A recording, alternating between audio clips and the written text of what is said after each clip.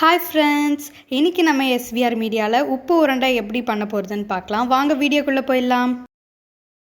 தேவையான பொருட்கள்: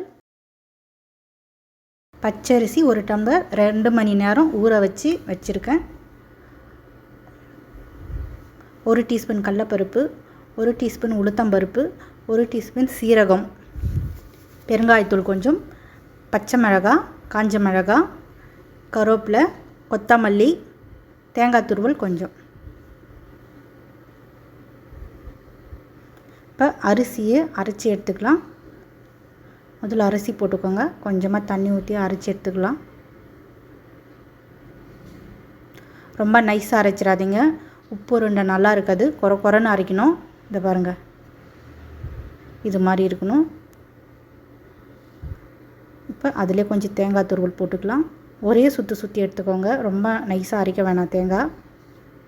பாருங்கள், அதே மாதிரி திப்பியாக இருக்குது பாருங்கள், அது மாதிரி இருக்கணும். அப்போ தான் உப்பு உருண்டை சாப்பிடும்போது நல்லா டேஸ்ட்டாகும். இப்போ எல்லாத்தையும் கலந்துக்கலாம். அதில் உப்பு போட்டு கலந்து வச்சுக்கோங்க. இப்போ தாளிக்கிறதுக்கு எண்ணெய் ஊற்றியாச்சு. எண்ணெய் சூடானதும் கடுகு, சீரகம், உளுத்தம்பருப்பு, கடலைப்பருப்பு எல்லாத்தையும் நல்லா கலந்து விட்டுக்கலாம். கொஞ்சம் பெருங்காயத்தூள் போட்டுக்கோங்க.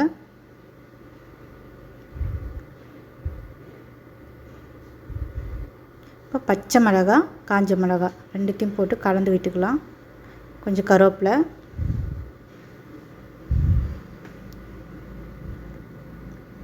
இப்போ அரிசி மாவு இதில் ஊற்றிக்கலாம். இது மாதிரி திக்னஸ் இருக்கணும். தண்ணி ரொம்பவும் ஊற்றிடாதீங்க, ரொம்ப கட்டியாகவும் இருக்கக்கூடாது. இப்போ கலந்துக்கிட்டே இருக்கணும். கைவிடாமல் கலந்துக்கிட்டே இருங்க. அப்போ தான் கட்டி இல்லாமல் நல்லா வரும் உப்பு உருண்டை. லோ ஃப்ளேமில் வச்சு கலந்து விடுங்க. பாருங்கள், அவ்வளோதான், ரெடி. இப்போ கொஞ்சமாக கொத்தமல்லி தூவிக்கலாம். எல்லாத்தையும் கலந்து விட்டுக்கலாம். நீங்கள் கலந்துட்டு இருக்கும் போதே தொட்டு பாருங்கள், நல்லா சாஃப்டாக இருக்கா, உருண்டை பிடிக்க வருதான்னு பார்த்துக்கோங்க. பாருங்கள், எனக்கு வருது, கரெக்டாக இருக்குது. அவ்வளோதான், ரெடி ஆகிடுச்சு.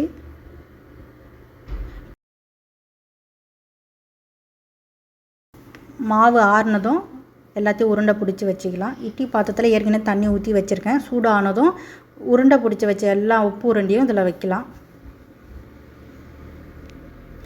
நல்லா ஒரு 10 நிமிஷம் வேகணும்.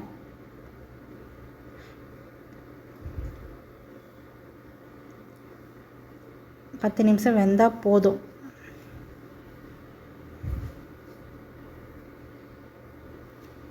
இப்போ மூடி போட்டு வேக வச்சிடலாம். அவ்வளோதாங்க, வெந்துச்சு. நம்ம ஏற்கனவே கலரும் போதே மாவு வெந்துடும். அதனால் நம்ம ஒரு 10 நிமிஷம் வச்சா போதும். பாருங்கள், சூப்பரான உப்பு உருண்டை ரெடி. செஞ்சு ட்ரை பண்ணி பாருங்கள். உங்களுக்கு இந்த வீடியோ பிடிச்சிருந்தா லைக் பண்ணுங்கள், ஷேர் பண்ணுங்கள், கமெண்ட் பண்ணுங்கள், சப்ஸ்கிரைப் பண்ணிட்டு பெல் பட்டனையும் கிளிக் பண்ணுறேங்க. பாய்.